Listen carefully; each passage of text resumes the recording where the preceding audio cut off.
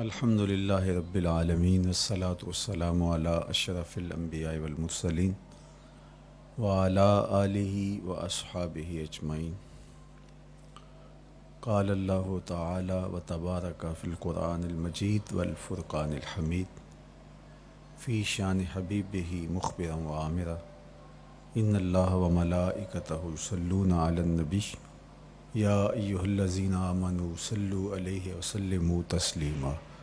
اللہم صلی علی سیدنا و مولانا محمد معدن الجود والکرم صلاۃ و سلاما علیک یا سیدی یا رسول اللہ وعلی آلک و اصحابک یا حبیب اللہ۔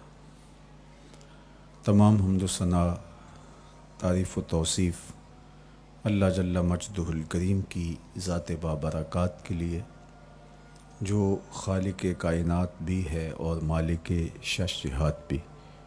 اللہ جل وعلا کی حمد و ثنا کے بعد رسول رحمت، شفیع معظم، نبی محتشم، حضور ختمی المرتبت صلی اللہ علیہ وآلہ وسلم کے حضور ناز میں اپنی عقیدتوں، ارادتوں اور محبتوں کا خراج پیش کرنے کے بعد واجب الاحترام، ذوی الاحتشام، عالی مرتبت، محتشم سامعین، سامعات، السلام علیکم ورحمۃ اللہ وبرکاتہ۔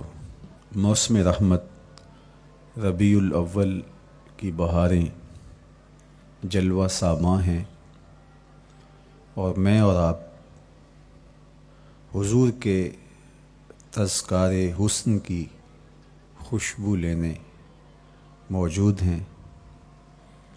آقا کریم علیہ السلام کے جمال جہاں آرا کی تابانیاں اور جلوہ سامانیاں ہمارے ذوق کی تسکین، قلب کا قرار، روح کی ٹھنڈک، ایمان کی تازگی، عشق و محبت کی نہضت کا سبب اور ذریعہ ہے۔ آقا کریم علیہ السلام کے فضائل، حضور علیہ الصلاۃ والتسلیم کے خصائل اور آپ کے شمائل بیان کرنا شروع سے ہی اہل ایمان کا طریقہ رہا ہے۔ خصائل حضور کی سیرت کے عنوان کو کہا جاتا ہے، فضائل حضور کی عظمت و رفعت حضور کے معجزات کا عنوان ہے، شمائل حضور کے اعضائے نور کا تذکرہ جاں فضا ہے، حضور کے حسن و جمال کی باتیں ہیں۔ آقا کریم علیہ السلام کے شمائل پر، خصائل پر، فضائل پر علماء نے بہت کام کیا، تصنیفات چھوڑیں، محدثین نے اس عنوان سے باب باندھے۔ قیامت تک آنے والی انسانیت کے لیے حضور کی سیرت، حضور کے کردار کے عنوانات کتب میں نقش ہیں۔ حضور کی فضل و عظمت کے حوالے، حضور کے معجزات کا بیان، حضور کی رفعت کی کہانیاں اور آقا کریم کو اللہ کی طرف سے عطا کردہ مراتب جلیلہ کا بیان، یہ بھی محبوب موضوع رہا اہل علم کا، اہل محبت کا۔ لیکن حضور علیہ السلام کے شمائل، حضور کی صورت کا بیان، حضور کے حلیہ نور کی باتیں، یہ بھی ترک نہیں ہوئیں۔ عمومی طور پہ ہم شخصیات کے کردار کے حوالے سے،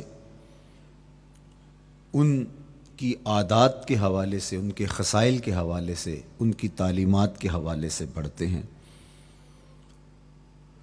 ان کے شمائل کے حوالے سے اتنی زیادہ تفصیلات نہیں ہوتی، لیکن کائنات میں ذات رسالت مآب صلی اللہ علیہ وآلہ وسلم وہ ذات ستودہ صفات ہے جن کے شمائل کو اس تفصیل سے بیان کیا گیا کہ یہ بھی صحابہ نے بیان کیا کہ حضور کے سر انور اور مبارک داڑھی میں سفید بال کتنے تھے۔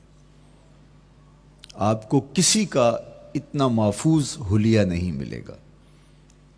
حضور علیہ السلام کی زلفوں کے خم کیسے تھے، حضور کی رنگت سے لے کر کے حضور کے اعضائے بدنیہ کے توازن، حسن اور جمال کی کہانیاں آپ کتب احادیث میں، شمائل کی کتابوں میں بکھری ہوئی نظر آئیں گی۔ اور کیوں نہ ہو، جس کے حسن کے قصیدے میرے رب نے بھی بیان کیے ہیں۔ کبھی حضور کے چہرہ نور کا ذکر کرتے ہوئے والضحیٰ واللیل اذا سجا، کبھی حضور علیہ السلام کی مبارک زلفوں کا تذکرہ کرتے ہوئے حامیم، کبھی آقا کریم علیہ السلام کے مبارک ہاتھوں کا، کبھی دیگر اعضائے بدنیہ کا ذکر قرآن نے کیا۔ حضور کے سینہ اقدس کی کہانی قرآن نے بیان کی۔ حضور علیہ السلام کی مازاغ آنکھوں کا تذکرہ قرآن نے کیا، تو پھر یہ محبوب اور مرغوب موضوع کیوں نہ ہوتا۔ اور آقا کریم کو اللہ نے وہ جمال دیا تھا، وہ حسن عطا کیا تھا، وہ خوبصورتی دی تھی جو حضور کا ہی حصہ ہے۔ ویسے اللہ کا ہر پیغمبر، ہر نبی، ہر رسول خوبصورت ہوا۔ کوئی نبی ایسا نہیں ہے جو خوبصورت نہ ہوا ہو، یہ اللہ کا انتخاب ہے۔ آپ تو دکان پہ سیل مین بھی رکھیں تو اس کی باقی قابلیت کے ساتھ ساتھ اس کی شخصیت کو آپ دیکھتے ہیں کہ جو خوش شکل ہو، آنے والے کو متاثر کر سکے، باوقار لگے، تو جس کو اس نے نبی بنانا تھا تو اس کو اس نے یوں ہی یہ عظمت اور یہ رفت عطا کر دینی تھی۔ تو اللہ کا ہر نبی حسین، ہر نبی جمیل، لیکن جو جمال، جو خوبصورتی، جو حسن، جو شان و شوکت اللہ نے میرے اور آپ کے آقا و مولا حضور ختمی المرتبت کو عطا کی، وہ حضور کا ہی مقسوم ہے، وہ حضور علیہ السلام کا ہی حصہ ہے۔ سر انور سے لے کر پائے نور تک حضور کا ہر عضو بدن خوبصورتی کا مرقع اور جمال کا معیار ہے۔ خوبصورتی کیا ہوتی ہے، حسن محمد کو دیکھ لو۔ کوئی عیب، کوئی نقص حضور کے پاکیزہ وجود میں نہیں رکھا گیا۔ خلقت مبرأ من کل عیب، حضور کے سامنے حضرت حسان بن ثابت نے یہ پڑھا اور آقا کریم نے اس پر خوشی کا اظہار کیا اور اللہ کی بارگاہ میں دعا کی، اللہم ایدہ بروح القدس، جبریل امین سے اللہ اس کی مدد فرما۔ تو انہوں نے یہ بات کہی کہ آپ کو ہر عیب سے مبرہ رکھا گیا ہے، آپ کا پیکر نور، آپ کا وجود مسعود حسن و جمال کا ایسا مرقع بنایا گیا کہ جس میں کوئی نقص نہیں رکھا گیا۔ صوری حسن بھی عطا کیا گیا، مانوی حسن بھی عطا کیا گیا۔ حضور کے اعضاء کا جو ظاہری حسن تھا وہ بھی اپنی مثال آپ تھا، اور جو باطنی جمال اور باطنی حسن اور باطنی کمال عطا کیا گیا تھا وہ بھی اپنی مثال آپ ہے۔ اگر حضور علیہ السلام کے مبارک ہاتھوں کو جمال دیا گیا ہے، لیکن جو توانائی عطا کی گئی، جو طاقت عطا کی گئی، ید اللہ کے جو جلوے ان ہاتھوں میں رکھے گئے، وہ بھی ایک دل آویز کہانی ہے۔ اگر آنکھوں کی پتلیاں خوبصورت ہیں اور آپ کی مبارک آنکھوں کی چمک سے کائنات اس کو دیکھ کر کے مبہوت ہو جاتی ہے، مازاق کے کجلے اس میں رکھے گئے ہیں، لیکن اس کا معنوی حسن بھی دیکھیے کہ حضور بیٹھے مدینے میں ہیں اور جنت کا مشاہدہ کر رہے ہیں۔ وہ توانائی بھی عطا کی گئی کہ جس طرح روشنی میں دیکھا جاتا ہے حضور اسی طرح اندھیرے میں دیکھتے ہیں۔ فرمایا صحابہ صفیں سیدھی رکھا کرو، مت سمجھو کہ میں صرف آگے دیکھتا ہوں، میں آگے بھی دیکھتا ہوں، میں پیچھے بھی دیکھتا ہوں، میں تمہارے رکوع بھی دیکھتا ہوں اور دلوں میں پیدا ہونے والے خشوع بھی دیکھتا ہوں۔ اقبال بولے اے فروغت صبح آثار و دہور، چشم تو بی نندائے ما فی الصدور۔ لوگوں کی نظریں تو سینے کے اوپر دیکھتی ہیں، اے آمنہ کے در یتیم تیری نظر تو سینے کے اندر چھپے راز بھی دیکھتی ہے۔ تو صوری حسن بھی اور معنوی حسن بھی اللہ نے اپنے محبوب کو عطا کیا، اور اللہ جل شانہ نے وہ جمال دیا حضور کو کہ جو دیکھتا وہ دیکھتا ہی رہ جاتا۔ ایسی چمک، ایسی رانائی، ایسی خوبصورتی اور ایسا جمال تھا، دیکھنے والے کہا کرتے ہیں اللہ اللہ، یاد آتا ہے خدا دیکھ کے صورت تیری۔ کتنے لوگ ہیں جنہوں نے صرف حضور کے چہرے کو دیکھا اور لبوں پہ کلمہ جاری ہو گیا۔ معروف نام حضرت عبداللہ بن سلام رضی اللہ تعالیٰ عنہ کا ہے۔ یہودیوں کے بہت بڑے حبر تھے، بہت بڑے عالم تھے۔ حضرت یوسف علیہ السلام کی اولاد سے تعلق تھا، اور اس معاشرت میں ایک وقار کی مسند پہ براجماں رہتے، لیکن جو ہی حضور علیہ السلام مکے سے ہجرت فرما کے مدینہ تشریف لائے تو یہ حضور کو دیکھنے آئے۔ با فضل الصدقہ اٹھا کر دیکھیے کہ ایک مناظرہ ترتیب دیا انہوں نے کہ ان سے یہ بات کروں گا، یہ سوال کروں گا، یہ اعتراض اٹھاؤں گا، لیکن جب حضور کی مجلس میں پہنچے اور آقا کریم علیہ السلام کے رخ زیبا کو دیکھا تو سارے سوال بھول گئے۔ رومی بولے اے لقائے تو جواب ہر سوال، حل شود ہر مشکلت بے کی لوکال۔ تیری ملاقات ہی تو سارے سوالوں کا جواب ہے، تیرا ایک بار دیکھ لینا ہی تو سارے مسئلے حل کر دیتا ہے۔ تو سوالات کا ایک ڈھیر اٹھائے لائے تھے، ایک گٹھڑی باندھ کے لائے تھے سر پہ رکھ کے، لیکن جو ہی حضور کو دیکھا تو وہ جو گٹھڑی باندھ کے لائے تھے اس کی گرہیں ڈھیلی ہونے لگی، پھر سوال تتلیوں کی طرح اڑنے لگے، اور حضور کو دیکھا تو کوئی سوال ہی باقی نہ رہا۔ اب آقا کریم نے فرمایا عبداللہ ابن سلام آؤ کدھر آئے ہو؟ یہ تو مناظرہ کرنے آئے تھے، سودا لینے کے لیے بازار گئے ہم، ہاتھ اس کے بکے جس کے خریدار گئے ہم۔ لیکن جب آقا کریم نے پوچھا کہ آؤ کدھر آئے ہو تو انہوں نے کہا حضور میں آپ کا غلام بننے آیا ہوں، تیری تک کے ادامہ میں مرید ہو گئے، حضور کے ہاتھ پہ بیعت اسلام کر لی۔ اب جن لوگوں نے عبداللہ ابن سلام کو تیار کر کے بھیجا تھا وہ امید میں تھے کہ تھوڑی دیر کے بعد ہم سنیں گے کہ انہوں نے سخت سوال کیے اور مسلمانوں کے نبی ان کا جواب نہیں دے پائے، لیکن جب ان کے کانوں تک یہ خبر پہنچی کہ عبداللہ بن سلام نے تو کوئی سوال ہی نہیں کیا بلکہ وہ محبوب کی نگاہوں کا شکار ہو گئے، اور انہوں نے دیکھتے ہی حضور پر تن من سب کچھ نچھاور کر دیا اور لبوں پہ کلمہ جاری ہو گیا، تو وہ صبر نہ کر سکے اور عبداللہ ابن سلام کے پاس پہنچے اور جا کے کہا کہ تو نے یہودیت کی ناک خاک آلود کر دی، تم نے کوئی سوال کیا ہوتا، انہوں نے جواب دیا ہوتا اور پھر تم نے مان لیا ہوتا تو ہم سمجھ جاتے کہ ایک عالم تھا، علمی پیاس بجھ گئی، مطمئن ہو گیا، لیکن یہ عجیب کہانی ہے، سنا ہے تم نے کوئی سوال بھی نہیں اٹھایا، انہوں نے جواب بھی نہیں دیا، بس تم نے ان کو دیکھا اور دیکھتے ہی تمہارے لبوں پہ کلمہ جاری ہو گیا، تو یہ کیا کہانی ہوئی؟ تو عبداللہ ابن سلام نے جو جواب دیا وہ آب زر کے ساتھ لکھنے کے قابل ہے۔ انہوں نے کہا کہ یہ بات میری سمجھ میں بھی نہیں آئی، جب میں اس آقا و مولا کی چوکھٹ پہ پہنچا اور میں ان سے سوال کرنے کے لیے لفظوں کو ابھی ترتیب ہی نہیں دیا تھا کہ میری نظر ان کے جمال جہاں آرا پہ پڑ گئی۔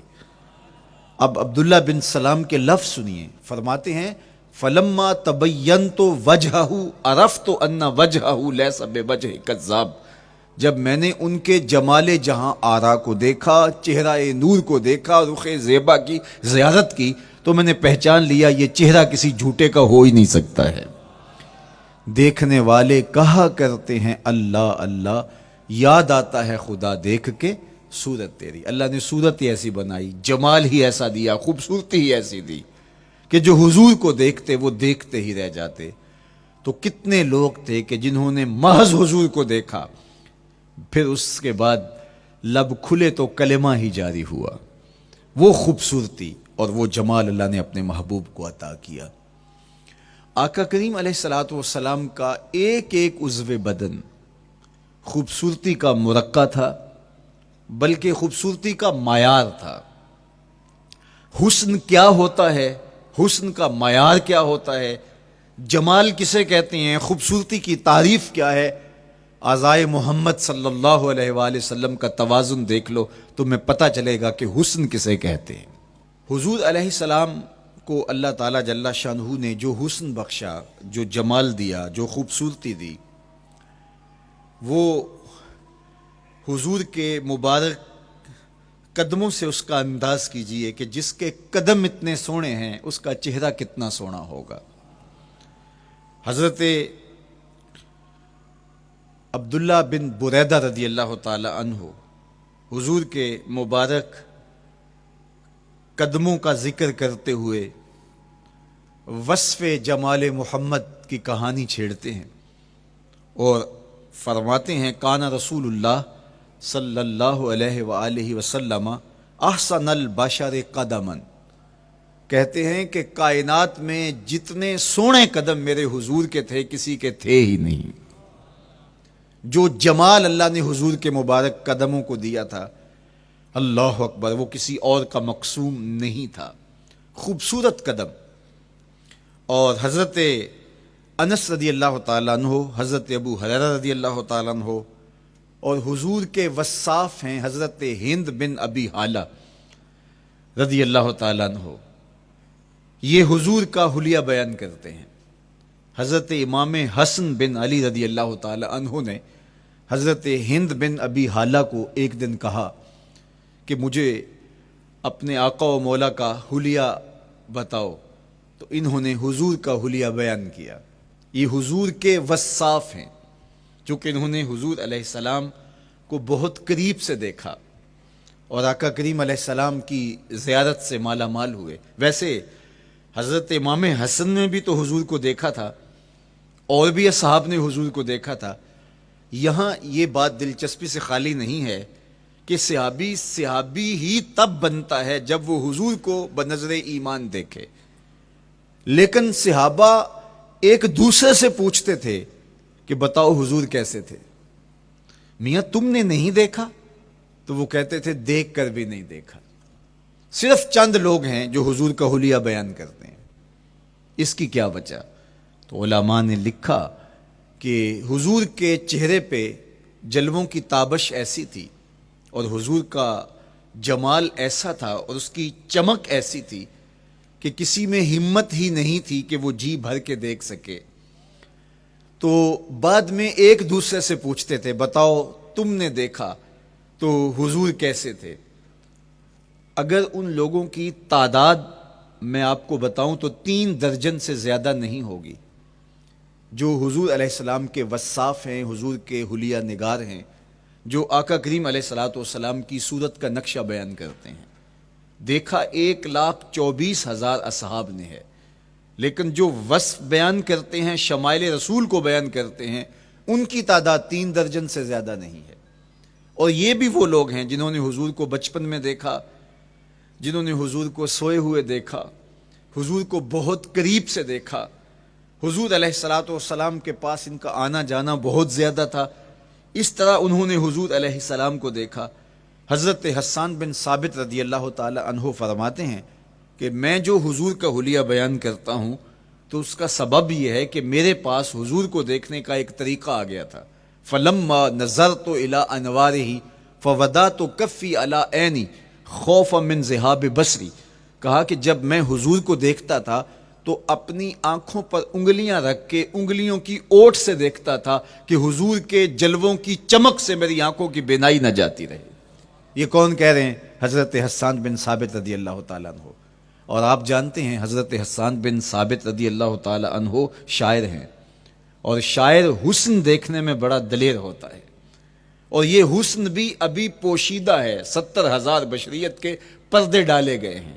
اگر یہ حسن بے نقاب ہوتا تو کوئی جلووں کی تاب ہی نہ لا سکتا۔ یہی بہتر ہے کہ وہ پردے میں رو پوش رہے، وہ اگر پردہ اٹھا دے تو کسے ہوش رہے۔ کس کی ہمت تھی؟ اب چھپا ہوا مستور حسن بھی اگر دیکھتے ہیں تو آنکھوں پہ انگلیاں رکھ کے دیکھتے ہیں، اور بیان کرنے والوں کی تعداد میں نے عرض کی کہ 3 درجنوں سے زائد نہیں ہے۔ تو یہ وہ لوگ ہیں جنہوں نے حضور کو دیکھا۔ اب امام حسن پوچھ رہے ہیں حضرت ہند بن ابی حالہ رضی اللہ تعالی عنہ کو کہ آپ نے حضور کو دیکھا تو مجھے بتائیے میرے نانا کا جمال کیسا تھا۔ تو حضرت ہند بن ابی حالہ نے حضور کا حلیہ بیان کیا۔ تو جب حضور کے قدموں کی کہانی انہوں نے بیان کی تو حضرت ہند بن ابی حالہ نے کہا کان نبیو صلی اللہ علیہ وآلہ وسلم شسن القدمین والکفین، حضور علیہ السلام کے مبارک قدم اور حضور کی ہتھیلیاں پر گوشت تھے۔ یہ حضور علیہ السلام کے مبارک قدموں کا جمال بیان کرتے ہیں۔ اللہ اکبر۔ اور حضور علیہ السلام کے قدموں کے بارے میں امام ترمذی جو شمائل میں حدیث لائے ہیں اس میں انہوں نے یہ بھی بیان کیا کان رسول اللہ صلی اللہ علیہ وسلم مسیح القدمین، حضور علیہ السلام کے مبارک قدم ملائم تھے، خوبصورت تھے، کھردرے نہیں تھے، کوئی پھٹن نہیں تھی۔ عمومی طور پہ قدم پھٹ جاتے ہیں اور ایڑیاں بہت سارے لوگوں کی پھٹ جاتی ہیں تو وہ خوبصورتی باقی نہیں رہتی۔ تو وہ کہتے ہیں کہ حضور مسیح القدمین تھے، اور جب آقا کریم علیہ الصلوۃ والسلام کے مبارک قدموں پہ پانی ڈالا جاتا تو وہ ڈھل کے نیچے چلا جاتا۔ یہ تھا حضور کے قدموں کا حسن اور حضور کے قدموں کا جمال۔ اچھا، آقا کریم علیہ السلام کی جو مبارک ایڑیاں تھیں وہ زیادہ پر گوشت نہیں تھیں، ان کے اوپر گوشت زیادہ نہیں چڑھا تھا، اس لیے کہ ایڑیوں کا زیادہ پر گوشت ہونا ایڑیوں کے حسن کو زائل کر دیتا ہے۔ حسن کا مرقع ہی جمال مصطفیٰ ہے، تو اس لیے اللہ نے ایک ایک عضو کو تراش کر کے بنایا ہے، بلکہ پوچھ پوچھ کے بنایا ہے۔ جس طرح حسان بن ثابت رضی اللہ تعالی عنہ کہتے ہیں کأنک قد خلقت کما تشاء، محبوب مجھے تو یوں لگتا ہے جس طرح آپ کے رب نے آپ کو آپ سے پوچھ کے بنایا ہے کہ محبوب بتاؤ کہ میں آپ کے اعضاء کو کیسے توازن اور کیسے حسن اور کیسے جمال دوں۔ تو حضور کی مبارک ایڑیاں یہ پرگوشت نہیں تھیں، باقی حضور کے پاؤں پرگوشت تھے اور کوئی پھٹن نہیں تھی، بالکل نرم گداس اور بالکل جو ہے وہ ملائم تھے، اور جب پانی ڈالا جاتا تو پانی ڈھل کے نیچے 1 سیکنڈ میں آ جاتا۔ یہ اللہ نے محبوب کو حسن دیا۔ حضرت ہند بن ابی حالہ نے کہا کہ حضور کے مبارک تلوے جو تھے وہ درمیان سے اٹھے ہوئے تھے، ایڑیوں سے لے کر کے انگلیوں تک یہ تلوہ کہلاتا ہے، جو اس کا نچلا حصہ جو زمین سے مس کرتا ہے، اور اس میں جو درمیان والا حصہ ہے یہ اٹھا ہوا ہو اور بالکل پاؤں سیدھا نہ ہو تو یہ پاؤں کا حسن ہے۔ پاؤں کا بالکل سیدھا ہو جانا یہ پاؤں کے حسن کو زائل کر دیتا ہے۔ اس میں تھوڑا سا خم ہو، جب چلے تو انگلیاں اور پنجے کا جو ہے وہ آگے والا حصہ زمین پہ لگے اور ایڑی لگے، اور درمیان والا حصہ زمین پہ نہ لگے، تو یہ حسن ہوتا ہے کسی کے پاؤں کے تلوے کا۔ اللہ نے محبوب کے مبارک قدم کی پشت کو بھی حسن دیا، حضور کے تلووں کو بھی حسن دیا، حضور کی ایڑیوں کو بھی حسن دیا۔ سائل الاطراف، حضور کی مبارک انگلیاں قدرے لامبی تھیں، اور یہ حسن ہوتا ہے۔ انگلیاں چھوٹی ہوں، ان کا قد پست ہو تو پاؤں کی خوبصورتی دکھائی نہیں دیتی، لیکن اللہ نے اپنے محبوب کی انگلیوں کو بھی ایک لمبائی عطا کر کے اس کو بھی ایسا جمال دیا تھا یار جو پاؤں کو دیکھتا رہے وہ پاؤں کو ہی دیکھتا رہ جائے۔ اللہ اکبر۔ اچھا، بعض احادیث میں آتا ہے کہ حضور علیہ السلام کے مبارک تلوے جو ہیں لیس لہا اخمس، یہ لفظ ہیں کہ وہ اخمس نہیں تھے، یعنی وہ درمیان سے اٹھے ہوئے نہیں تھے، تو اس کا کیا مطلب ہے؟ یہ حضرت ابو ہریرہ رضی اللہ تعالیٰ عنہ سے جو مروی روایت ہے اس میں یہ ہے لیس لہا اخمس، اور حضرت ہند بن نبی حالہ سے جو حضور کے مبارک طلبوں کا حسن بیان کیا گیا ہے، تو اس میں یہ بیان کیا گیا ہے کہ حضور علیہ الصلوۃ والسلام کا مبارک قدموں کا طلبوں کا حسن یہ تھا کہ وہ درمیان سے تھوڑے سے اٹھے ہوئے تھے، اور یہ خوبصورت پاؤں کا جمال ہوتا ہے۔ تو ان دو چیزوں میں علماء نے تطبیق کی ہے۔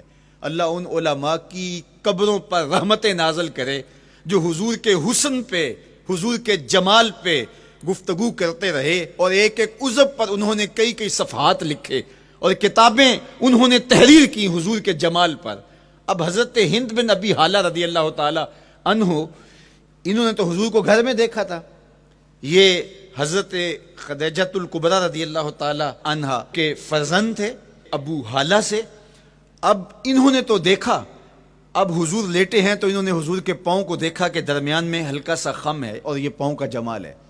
اب حضرت ابو ہریرہ رضی اللہ تعالی عنہ نے جو حضور کے پاؤں کو دیکھا تو یہ اندرون خانہ کا دیکھنا نہیں تھا، تو انہوں نے کیسے دیکھا؟ تو حضرت ابو ہریرہ سے مروی ایک روایت سے سمجھ آتی ہے کہ انہوں نے جو کہا کہ لیس لہا اخمس، کہ ان کے مبارک تلوے درمیان سے اٹھے ہوئے نہیں تھے بلکہ بالکل برابر تھے، تو اس کا کیا مطلب ہے؟ تو حضرت ابو ہریرہ سے ایک روایت مروی ہے، وہ فرماتے ہیں کہ جب حضور علیہ السلام کسی چٹان کے اوپر چلتے تو حضور علیہ الصلوۃ والسلام کا وہاں قدم پڑتا تو وہ اس چٹان کے اندر حضور کا قدم گھس جاتا، وہ موم کی طرح چٹان نرم ہو جاتی۔ اس طرح زمین پر بھی حضور چلتے تو مبارک پاؤں کا جو نشان قدم ہے وہ پورا دکھائی دیتا۔ تو حضرت ابو ہریرہ رضی اللہ تعالیٰ عنہ اس سے یہ سمجھے کہ حضور کے تلوے جو ہیں وہ برابر ہیں۔ تو علماء نے اس پر گفتگو کی ہے۔ ایک تو حضور جب چلتے تھے تو آقا کریم پورے زور سے قدم زمین پہ رکھتے تھے اور اس وقار سے چلتے تھے کہ جس طرح حضور اونچائی سے نیچے کی طرف اتر رہے ہوں، تو جب پاؤں کو جما کر کے زور سے رکھا جائے تو پھر جو ہے وہ نشان نیچے پڑتا ہے۔ یا اللہ اپنے محبوب کے لیے زمین کو اور پتھروں کو بھی نرم کر دیا تو پھر حضور کے تلووں کا نقش بھی زمین کے اوپر جو ہے وہ حویدہ ہو جاتا۔ سلطان قاتبائی نے ایک ایسا ہی پتھر جس کے بارے میں شنید تھی کہ اس پر حضور کے قدموں کا نقش موجود ہے، تو انہوں نے 20,000 دینار کے اندر وہ خریدا، اور انہوں نے یہ کہا کہ جب میں فوت ہو جاؤں تو حضور کے قدموں کے نشان والا پتھر میری قبر کے سرہانے بطور کتبہ لگایا جائے۔ علامہ شہاب الدین خفاجی علیہ رحمہ لکھتے ہیں ہوا موجود الی الآن، وہ اپنے دور میں کہانی بیان کہتے ہیں وہ آج بھی سلطان قاتبائی کی قبر کے سرہانے وہ پتھر نصب ہے جہاں حضور کے قدموں کے نشان موجود ہیں۔ اللہ اکبر۔ تو آقا کریم علیہ الصلوۃ والسلام کے مبارک تلوے، حضور علیہ السلام کی کم گوشت تراشی ہوئی ایڑیاں، اور مسیح القدمین حضور علیہ السلام کے ملائم نرم گداز پاؤں، ان کا حسن اور ان کا جمال، اور آقا کریم علیہ السلام کے قدموں کی انگلیاں جو قدرے لمبی تھی، اور ان میں جو درمیان والی انگلی تھی وہ زیادہ لمبی تھی، اس پر حضرت میمونہ بنت کردم رضی اللہ تعالی عنہا اس انگلی کا حسن بیان کرتی ہیں، کہتی ہیں مجھے شوق ہوا کہ میں حضور کو دیکھوں، تو اپنے والد گرامی کے ساتھ حجۃ الوداع کے موقع پر میں بھی سعادت حج پا رہی تھی، تو حضور کو ملنے کے لیے جب ہم پہنچے تو آقا کریم اونٹنی کے اوپر سوار تھے، ناکا پر جلوہ فراز تھے، تو میرے میں ہمت نہ ہو سکی کہ حضور کے چہرے کو دیکھ سکوں۔ ایسا جلوہ، ایسا جمال، اللہ اکبر، اور ایسا روب اور ایسی چمک چہرے کی اور تابشیں تھیں کہ میرے اندر ہمت نہ ہو سکی کہ میں حضور کے چہرہ نور کو دیکھ سکوں۔ اب آقا کریم اونٹنی پہ سوار تھے تو میں حضور کے مبارک پاؤں کو دیکھنے لگی، میں بس حضور کے پاؤں کا جمال اور خوبصورتی دیکھنے لگی، اسی میں کھو گئی۔ اب حضرت میمونہ بنت کردم رضی اللہ تعالی عنہا حضور کے مبارک قدموں کی ایک انگلی کا حسن بیان کرتی ہیں۔ اللہ اکبر۔ حضرت میمونہ بنت کردم سے یہی ایک روایت مروی ہے، ساری زندگی ان کے پاس سرمایہ یہی تھا، جب کسی مجلس میں جاتی تو وہ کہتی تمہیں بتاؤں حضور کی مبارک انگلی کا حسن کیا تھا؟ یہ سرمایہ ساتھ لیے لیے پھرتی کہ میں نے حضور کی انگلی کو دیکھا ہے، میں نے حضور کے قدم اور حضور علیہ السلام کے تلووں کی زیارت کی ہے. تو وہ اس حسن کو بیان کرتے ہوئے کہا کرتی تھی فما نسیتو فی ما نسیتو طولا اصبع قدمہ السبابہ علی سائر اصابعہ. جو سبابہ انگلی ہے، انگوٹھے کے ساتھ والی انگلی کو سبابہ انگلی کہتے ہیں، اور اس کے ساتھ والی انگلی کا جو قد دراز تھا اور باقی انگلیوں کی نسبت وہ انگلی لمبی تھی، کہا اس کا حسن آج بھی میری نگاہوں میں گھومتا رہتا ہے اور ہر وقت میرے تصور میں رہتا ہے. میرے تصور سے کبھی اس انگلی کا جمال ہی ختم نہیں ہوا، انگلی کا حسن ہی کبھی زائل نہیں ہوا، ہر وقت اس کے تصور میں کھوئی رہتی ہوں. یار چہرے کے جمال کو کون بیان کرے گا، یہاں تو انگلی کا حسن بیان نہیں ہو رہا. ابھی وہ شعر پڑھا جا رہا تھا نا کہ قدموں پہ جبیں کو رہنے دو، قدموں پہ جبیں کو رہنے دو، چہرے کا تصور مشکل ہے. قدموں پہ جبیں کو رہنے دو، چہرے کا تصور مشکل ہے. جب چاند سے بڑھ کر ایڑی ہے رخسار کا عالم کیا ہوگا، جب چاند سے بڑھ کر ایڑی ہے رخسار کا عالم کیا ہوگا. تو اللہ نے اپنے محبوب علیہ الصلوۃ والسلام کو وہ جمال، وہ خوبصورتی اور حضور کے مبارک قدم، حضرت عبداللہ بن بریدہ رضی اللہ تعالی عنہ سے مروی روایت، کان رسول اللہ صلی اللہ علیہ وآلہ وسلم احسن البشر قدما، کہتے ہیں جتنے سونے قدم، جتنے من مونے قدم میرے حضور کے تھے، اتنے سونے قدم کسی اور کے تھے ہی نہیں. اللہ نے اپنے محبوب کو وہ جمال، وہ خوبصورتی اور وہ نور عطا کیا تھا. اچھا، یہ قدم، یہ ایڑیاں، یہ مبارک تلوے اور یہ داراز انگلیاں اور ان انگلیوں کی چمک اور ان کی رنگت کا جمال اور خوبصورتی، جہاں اس کا صوری حسن تھا تو مانوی حسن بھی دیکھنے والا تھا. یہ قدم اٹھ جائیں، اللہ اکبر، تو تقدیر کے فیصلے ہوتے دکھائی دیتے ہیں. ان قدم کی اونچائی، ان قدم کی بلندیاں کہ عرش حق ان قدموں کے بوسے لے رہا ہے. اور میرے امام بولے زہے عزت و اے طلائے محمد، زہے عزت و اے طلائے محمد، کہ ہے عرش حق زیر پائے محمد. قدموں کا حسن وہ بھی دیکھنے والا اور قدموں کی بلندی اور اونچائی اور اس کی شان و شوکت وہ بھی دیکھنے والی. اللہ اکبر. آقا کریم علیہ السلام حضرت ابو بکر صدیق کے ساتھ، حضرت عمر فاروق کے ساتھ اور حضرت عثمان غنی کے ساتھ احد پہاڑ پر تشریف لے گئے. یہ حدیث آپ نے بارہا علماء سے سنی ہے. احد کی چھاتی پہ جب حضور کے قدم آئے، اللہ اکبر، تو وہ خوشی سے جھوم اٹھا، مقدر جاگ گئے، بخت بیدار ہو گئے. ان کے قدم جو کہ اس شاک کی آنکھوں کی ٹھنڈک ہے، جب چھاتی پہ آ جائیں تو کون عاشق نہیں جھوم جائے گا. یہ تو حضور کے قدموں کے حسن کو بیان کیا جا رہا ہے. آپ کی روح رقص کر رہی ہے اور آپ کا دل جو ہے وہ ایک عجیب سرور اور کیف کی وادی میں اور ایک جو ہے وہ خوشیوں کے جو ہے وہ عالم میں نہال ہوتا چلا جا رہا ہے. لیکن یہ قدم جب چھاتی پہ آیا تو پھر احد، ظاہر تو پتھر ہے احد، لیکن حضور سے پتھر بھی پیار کرتے ہیں. فرمایا احد جبل یحبنا ونحبہ، احد ہم سے پیار کرتا ہے، پہاڑ ہے، پتھر ہے، لیکن ہم سے پیار کرتا ہے، ہم اس سے پیار کرتے ہیں. اس کائنات میں صرف سرکش انسانوں اور جنوں کے علاوہ کائنات کی ہر شے حضور سے پیار کرتی ہے، حضور سے محبت کرتی ہے. آؤ میں تمہیں پیار کی ایک اور کہانی سناؤں. مسجد نبوی ہے، آقا کریم تشریف فرما ہیں، منبر پہ جلوہ فراز ہوئے. ابھی واز کا آغاز ہی کرنا چاہ رہے تھے کہ ایک جانب سے رونے کی آواز آنے لگی. صحابہ کہتے ہیں رونے والا اس درد سے روتا ہے کہ لگتا تھا کلیجہ پھٹ جائے گا. کنا قتل خلوج، جس طرح اونٹنی کا بچہ بچھڑ جائے اور وہ اس کے غم میں، اس کی جدائی میں درد سے روکتی ہے، چیختی ہے، چلاتی ہے، رونے والے کا انداز درد ایسا ہی تھا اور لگتا تھا کہ جس طرح اس کا کلیجہ پھٹ جائے گا. صحابہ دائیں بائیں دیکھتے ہیں لیکن رونے والا دکھائی بھی نہیں دیتا، اور ماحول کے اندر اس طرح درد پھیل رہا ہے کہ سینوں میں دل لرز رہے ہیں اور عجیب کیفیت طاری ہو گئی. حضور ابھی بیٹھے ہیں، خطبے کا آغاز بھی نہیں ہوا اور رونے والا کیف و درد میں روتا چلا جا رہا ہے. فنزل النبی صلی اللہ علیہ وسلم عن المنبر، حضور ممبر سے نیچے تشریف لائے. صحابہ کی آنکھیں محو حیرت ہیں، استجاب کا عالم ہے. یہ کون رو رہا ہے اور اتنے درد سے رو رہا ہے اور دکھائی بھی نہیں دے رہا؟ آقا کریم ممبر سے نیچے جلوہ فراز ہوئے، ایک سمت بڑھے. کھجور کا خشک تنا پڑا تھا. آج پہلا دن تھا کہ ممبر حضور علیہ السلام کے لیے بچھایا گیا، ورنہ یہ خشک تنا دیوار کے ساتھ جو ہے وہ رکھا گیا تھا اور حضور اس کے ساتھ ٹیک لگا کر کے واز کیا کرتے تھے. جب ممبر بن گیا تو اس کو اٹھا کر کے اب اس کی ضرورت نہیں رہی، ایک کونے میں ڈال دیا گیا. اب جو ہی حضور ممبر پہ تشریف فرما ہوئے تو اس خشک تنے کا کلیجہ لرز اٹھا اور وہ ایسے روتا تھا جس طرح اونٹنی کا بچہ بچھڑ جائے اور وہ روتی ہے، اس طرح وہ خشک تنا رو رہا تھا.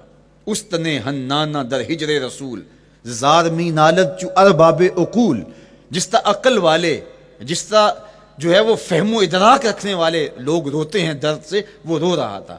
آقا کریم علیہ السلام اس کے پاس گئے اور اس کو اپنی آغوش میں سمیٹ لیا. بچھڑا ہوا بچہ جب اپنی ماں کو ملے تو اس کی ہچکیاں بن جاتی ہیں، اس کی گھگی بن جاتی ہے، تو یہی کیفیت اس کی ہو گئی. اور آقا کریم اپنا دستے رحمت اس کے اوپر پھیرتے چلے جاتے ہیں. بتدریج اس کی سسکیاں، اس کے رونے کی آواز کم ہوتی چلی جا رہی ہے. آہستہ آہستہ وہ خاموش ہو گیا. حضور پھر دوبارہ تشریف لائے اور ممبر پہ خطبہ دینے سے قبل صحابہ کی آنکھوں میں استجاب کا عالم دیکھا، حیرت کی فراوانی دیکھی. فرمایا کہ تم جو سوال کرنا چاہ رہے ہو، جو تمہاری آنکھوں میں پوشیدہ سوال ہے، میں اس کو اچھی طرح جانتا ہوں. لو لم افعل ہاکذا لحن الی یوم القیامہ، اگر میں ممبر سے اتر کے اپنے عاشق زار کو یوں تسلی نہ دیتا، یہ قیامت تک یوں ہی روتا ہی رہتا. حضرت محمد بن سیرین رضی اللہ تعالیٰ عنہ کہا کرتے تھے کہ حضور کی محبت میں ایک خشک تنا بھی زار و زار روئے تو جس کے سینے کے اندر محبت بھرا دل ہے تو وہ حضور کے عشق میں آنسو کیوں نہیں بہائے گا؟ حضور کی یاد میں اس کی آنکھیں آنسوں کا خراج کیوں نہیں دیں گی؟ تو وہ خشک تنا حضور کی محبت میں رو رہا ہے. اب ہے یہ پتھر، لیکن میرے حضور فرماتے ہیں کہ یہ پہاڑ مجھ سے پیار کرتا ہے اور میں اس سے پیار کرتا ہوں. اب حضور اپنے اس محب کے گھر تشریف لے گئے اور اس کی چھاتی پہ قدم رکھا تو وہ خوشی سے جھوم اٹھا. فضاربا برجلہ ہی، اپنا مبارک پاؤں زور سے مارا. فقال اسبت احد فانما علیک نبی و صدیق و شہیدان، فرمایا احد ٹھہر جا، تیرے اوپر اللہ کا ایک نبی ہے، ایک صدیق ہے اور 2 شہید ہیں. تو حضور کی مبارک ایڑی کے لگنے کی دیر تھی، حضور کے قدم کی ضرب کی دیر تھی کہ اس کا زلزلہ تھم گیا. میرے امام بولے ایک ٹھوکر سے احد کا زلزلہ جاتا رہا، ایک ٹھوکر سے احد کا زلزلہ جاتا رہا. رکھتی ہیں کتنا وقار اللہ اکبر ایڑیاں. زلزلہ آ گیا اس کے اوپر، وہ جھومنے لگا، لیکن حضور نے اپنا مبارک قدم مارا اور وہ ٹھہر گیا. اللہ اکبر. تو یہ پہاڑ آج بھی اس شاخ جب شہر مدینہ میں حاضر ہوتے ہیں تو وہ احد پہ تو ضرور جاتے ہیں، حضرت امیر حمزہ کے مزار پہ حاضری دینے کے لیے اور اس جبل احد کو دیکھنے کے لیے. اور یقین جانیے گا جبل احد کو جب ہم دیکھتے ہیں تو عجیب کیفیات میں ڈوب جاتے ہیں. میں تو وہاں دوستوں کو کہا کرتا ہوں کہ آج پورا مدینہ بدل گیا ہے، یعنی اس کی وہ صورت، وہ کچے مکان، وہ گھروندے، وہ گھر، وہ کوچہ و بازار، وہ کچی سڑکیں، وہ ماحول آج وہ آپ کو نظر نہیں آ رہا. جہاں کچے مکان تھے جن کے اوپر چھت کھجور کے پتوں کی پڑی تھی، وہاں عالی نصب پلازے آپ کو نظر آتے ہیں. فلک بوس آپ کو ہوٹل نظر آتے ہیں. وہ کچی سڑکیں آج آپ کو وہاں دکھائی نہیں دیتی، وہاں تارکول کی بچھی ہوئی سڑکیں دکھائی دیتی ہیں. خوبصورت پتھر لگے ہوئے آپ کو نظر آتے ہیں. وہ ممیاتی ہوئی بکریاں، وہ جگالی کرتے ہوئے اونٹ آج آپ کو وہاں دکھائی نہیں دیتے. وہ ماحول آپ کو نظر نہیں آتا. تو پرانا مدینہ اگر ڈھونڈنے نکلیں بھی تو ظاہر ہے اگرچہ ان پختہ اور خوبصورت عمارتوں کے اندر بھی عکس جمال محمد کا پڑ رہا ہے، لیکن وہ پرانا دور اگر آپ تلاش کرنا چاہیں تو وہ آپ کو وہ چیزیں نہیں ملتی. لیکن جب آپ احد پہ جاتے ہیں تو میں دوستوں کو کہتا ہوں اس احد کو جی بھر کے دیکھ لو, اس پہ ڈائریکٹ میرے حضور کی نظریں پڑی ہوئی ہیں. یہ بدلا نہیں, یہ 14 صدیوں سے جیسا تھا آج بھی ایسا ہے. اس پہ میرے حضور کی نظریں ڈائریکٹ پڑی ہوئی ہیں, اور آقا کریم علیہ الصلوۃ والسلام نے اس کو یوں دیکھا ہے. تو یہ احد حضور سے محبت کرنے والا ہے, حضور سے پیار کرنے والا ہے, اور اس پیار کی وجہ سے یہ پتھر قیامت کے دن جنت میں جائے گا, یہ پہاڑ جنت میں جائے گا. یار اگر ایک پہاڑ حضور سے پیار کر لے تو وہ مکین جنت بن جاتا ہے, اور اگر حضور کا غلام ایک عاشق حضور سے محبت کرے تو اللہ اس کو کتنے درجے عطا فرمائے گا. تو آقا کریم نے زور سے قدم مارا اور فرمایا احد ٹھہر جا, تیرے اوپر اللہ کا ایک نبی ہے, ایک صدیق ہے, اور 2 شہید ہیں. اللہ اکبر. تو یہ حضور علیہ الصلوۃ والسلام کے مبارک قدم کی شان ہے, یہ حضور کے مبارک قدم کا جمال ہے اور اس کی خوبصورتی ہے.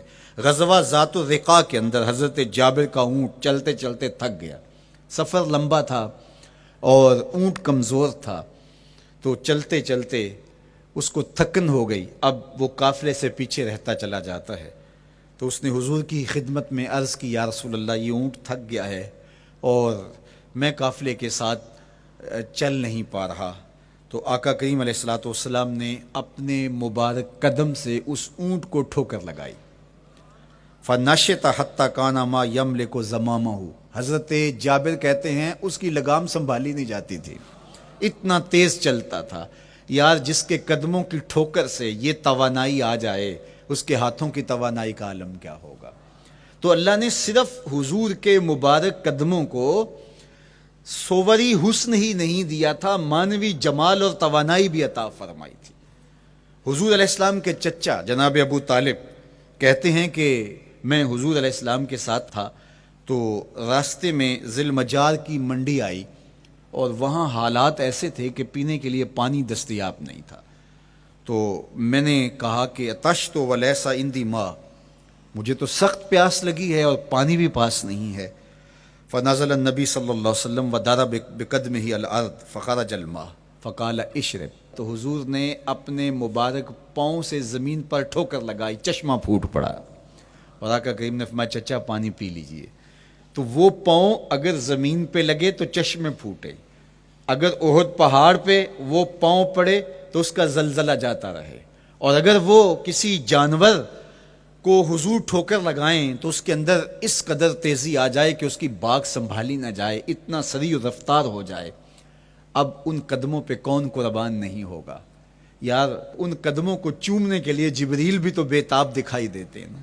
معراج کی شب جب جبریل حاضر خدمت ہوئے, حضور محو استراحت ہیں, تو جبریل عرض گزار ہوئے مالک تیرا محبوب تو سو رہا ہے.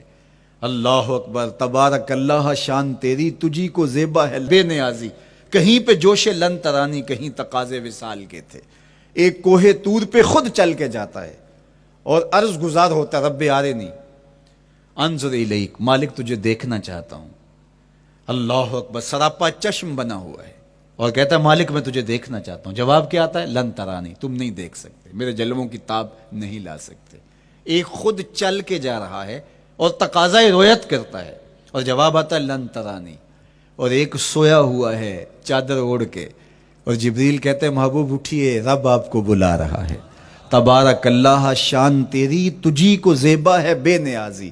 کہیں پہ جوش لن ترانی, کہیں تقاضے وصال کے تھے. تو جبریل حاضر خدمت ہوئے, حضور استراحت میں ہیں, تو آواز آئی یا جبریل و قبل قدم ہے, میرے محبوب کے قدموں کو چوم لے. اب جبریل حضور علیہ السلام کے قدموں کو بوسے دے رہے ہیں.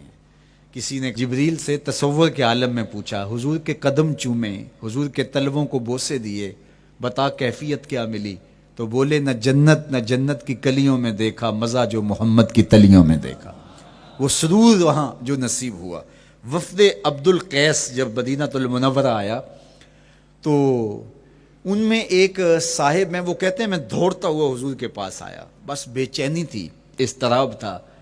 جب آپ مدینہ المنورہ میں جاتے ہیں تو آپ کو جا کے گاڑی اتارتی ہے اور آپ ہوٹل میں سامان رکھتے ہیں, تو پھر کتنی جلدی ہوتی ہے کہ جلدی سے غسل کریں اور جلدی سے نیا لباس پہنیں اور جا کے ہرے گنبد کو دیکھیں, حضور کی مبارک مسجد کی زیارت کریں, ان کوچہ و بازار میں جائیں جہاں حضور کے مبارک قدم لگے تھے۔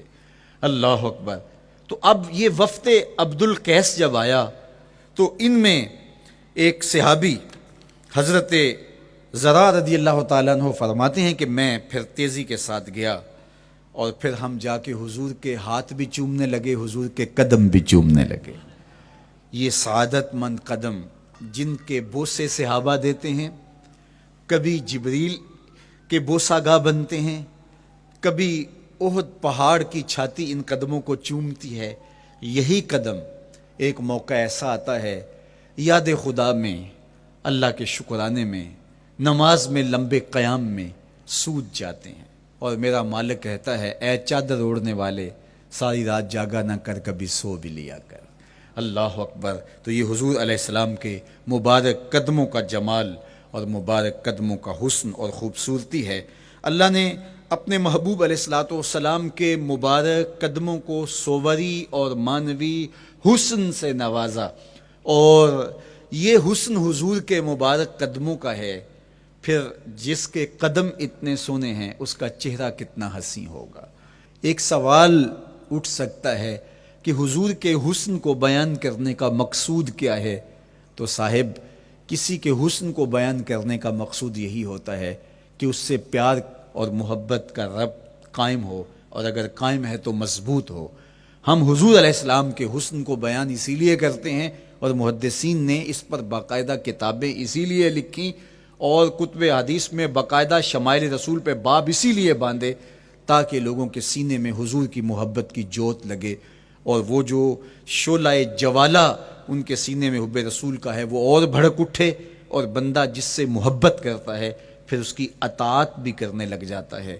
تو جو محبوب اتنا سونا ہے، اتنا جمال آفریں ہے، اور جس کے قدم اتنے سونے ہیں، پھر اس کے نقش قدم کو کیوں نہ تھام لیں، اس کے نقوش پا کو خض راہ کیوں نہ بنا لیں، پھر ان کے اٹھنے والے قدموں پر اپنی زندگی کیوں نچھاور نہ کر دیں۔